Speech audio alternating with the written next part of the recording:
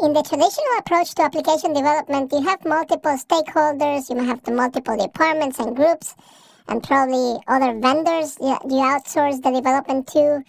And all these are actually part of the overall software development life cycle, or the SDLC.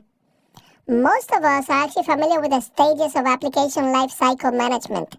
You first start with the business requirements, and then you actually have the development team to create the actual application.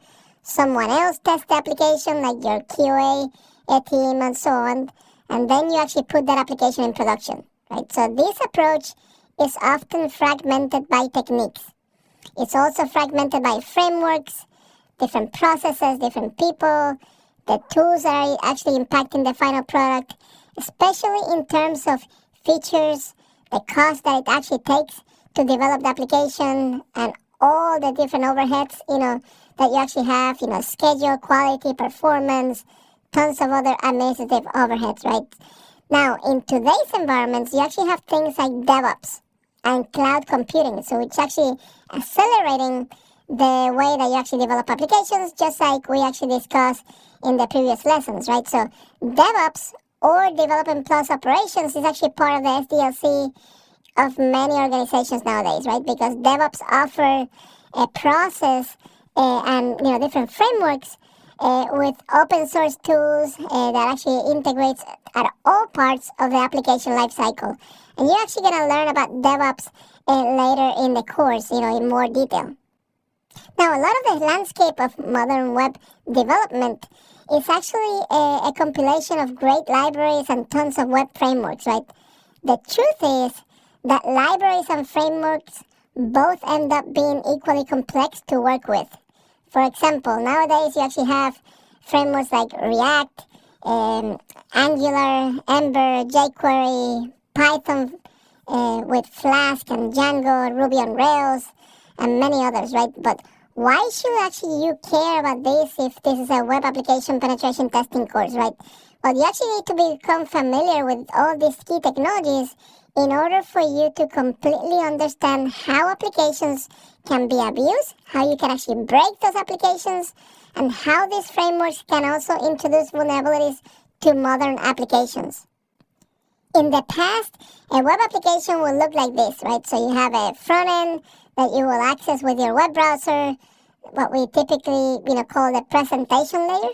And then you actually have the application in the back, and then typically a database behind it, right?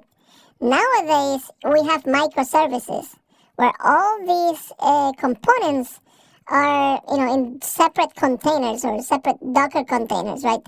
Then you actually have things like Kubernetes, right? And, Kubernetes actually is used to manage and automate the deployment of those containers, and also things like OpenShift, right? To bring all those things into large enterprise environments. Now, you also have to become familiar with what are web application programming interfaces, or APIs, right? APIs can also be abused, they can be exploited, and you actually have to pay attention to them, because most of applications nowadays, most modern applications today actually use APIs. Now, in some cases, an application may reside locally, and then, maybe actually accessing other resources in the cloud, or a database in a different geographical location, or everything can actually reside in the cloud, right? So you have things like multi-tenancy deployments, also hybrid approaches. So, many different type of technologies and implementations, right? Now, in this course, we will go through many of these frameworks and many of these technologies. We will go over cloud security. We will go over, DevOps and so on, even before you start learning the web application security testing tools and the techniques, for penetration testing, right? So this is because you must first learn or at least have an understanding of these concepts in order for you to actually be successful and a good web application penetration testing. Now, since I have your attention, another thing that I want to remind you is that we actually have created a GitHub repository that I'm actually adding tons and tons, actually hundreds, if not thousands of references for you. There are a few sections in that GitHub repository that are extremely relevant to this video course. And of course, they cover a lot of references and material that we actually have been covering in the other video courses that are part of this series.